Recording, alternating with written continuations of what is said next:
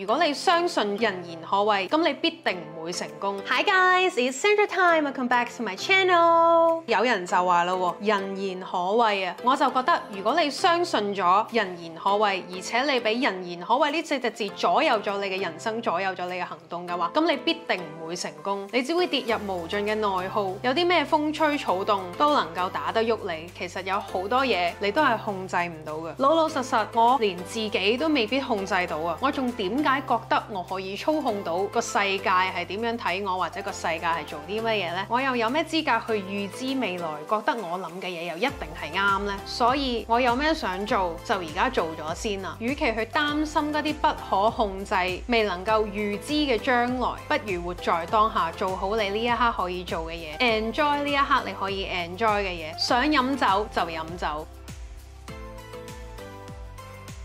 想做自己就做自己啦，所有人嘅事都唔關你事，只有你自己嘅事先關你事。你只係需要對自己負責任，你唔需要對任何人負責任。除非你應承咗，你俾咗承諾，你就要盡力去做好。但係呢個世界有好多不可抗力嘅因素，頭先都講咗啦，有好多嘢你連自己都控制唔到，好難去控制晒全世界，所以你只能夠盡力去做好，唔需要俾嘅承諾就唔好去俾啦，咁你自己嘅壓力都會冇咁大。